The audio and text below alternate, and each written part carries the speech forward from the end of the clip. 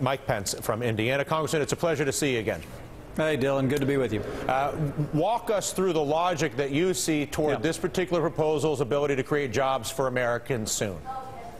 Well, with regard to what Leader Boehner was talking about, I think it's what, I'm hearing all over Indiana. I frankly think I heard last Thursday when I was in Cleveland and the 4 states I visited in the last 2 days. People want to see Washington get spending under control, stop crowding out private lending with all this runaway spending, deficits and debt.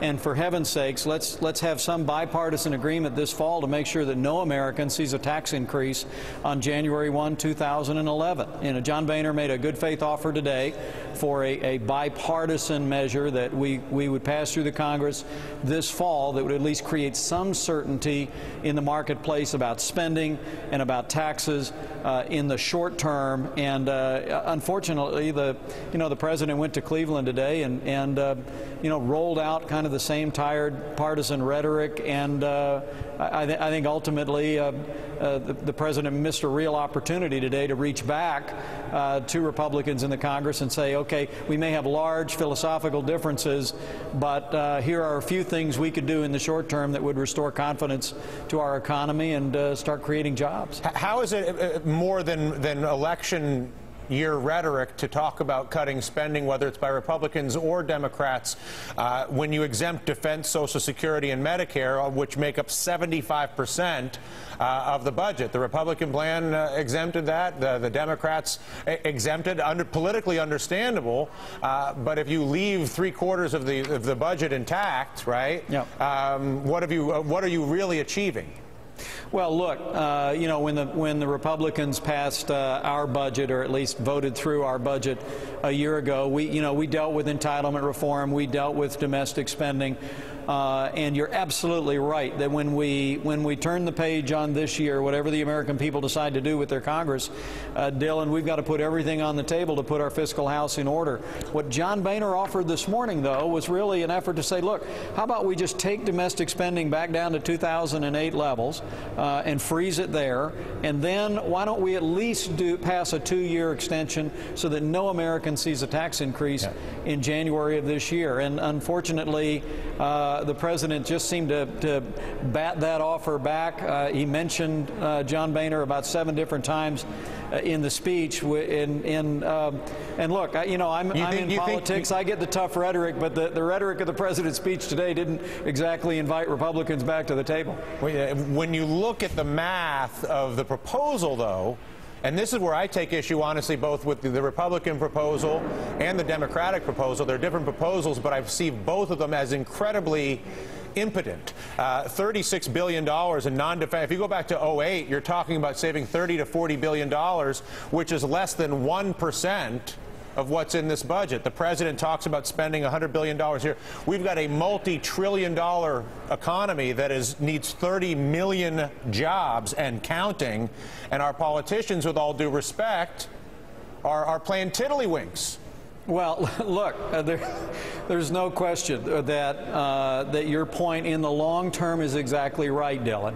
But when the president shows up and says he wants to spend another $50 billion on infrastructure, I think we had $150 billion on infrastructure in the failed stimulus plan, and the president says that he wants to do more borrowing, more spending, and he wants to allow taxes to go up on job creators in January. I get it. What Leader Boehner said today was, look, okay, here, how about? But why are we always playing tiddlywink? But I'm sorry to interrupt you, but forget the Republicans, forget the Democrats. America is a country into which we want money to flow, investment to come, education to yield, innovation to occur. We know that younger companies, newer companies create jobs much more quickly than older companies, which means we want to have that generation.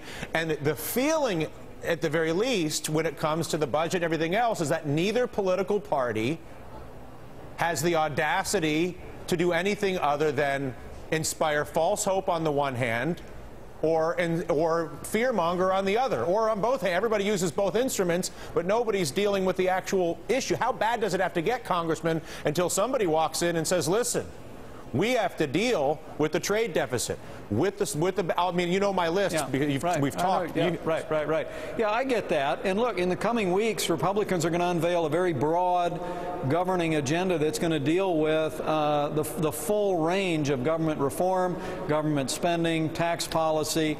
Get ready for that. Okay. What John Boehner offered this morning was, I think what he was doing, Dylan, frankly, was reaching out to the president and saying, look, we hear you're talking about $50 billion more in stimulus spending. We hear you talking about letting taxes go up. Here's the deal. How about we just cut spending back to 2008 levels? We could agree on that, and we'll agree to do a 2-year extension on all the current tax policy. The president batted that back, and frankly, I think it's a missed opportunity. We could do something positive for the economy. It'd be a small step, but it'd be a step in the right direction. And what the president chose today was just more partisan rhetoric, and I think there had to be millions of Americans that were disappointed. Well, there are a lot of folks who also are a little skeptical of your suggestion that Boehner was reaching out any more than Obama was at this point, and just through the optics of the partisan aspect. But I would like to bring up one other thing with you. This struck me this morning. I thought of you when I saw this. There's clearspending.com, which is the Sunlight Foundation. We're talking about all this spending. How much are we going to spend? We'll cut this, we'll do that, blah, blah, right? According to this most recent audit, it's unbelievable. $1.3 trillion. 1.3 trillion. We're talking about 10 billion here, 50 billion there. Okay. Each trillion is 1,000 billion. As we all know, it's incomprehensible. Only the U.S. government and AIG can deal in numbers this big, right?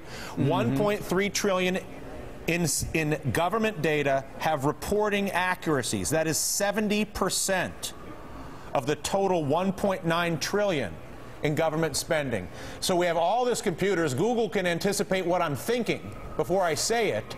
And yet our ability to identify and report in a timely fashion the data set that is the total expenditure of all the tax dollars of every American, 70% of it is inaccurate.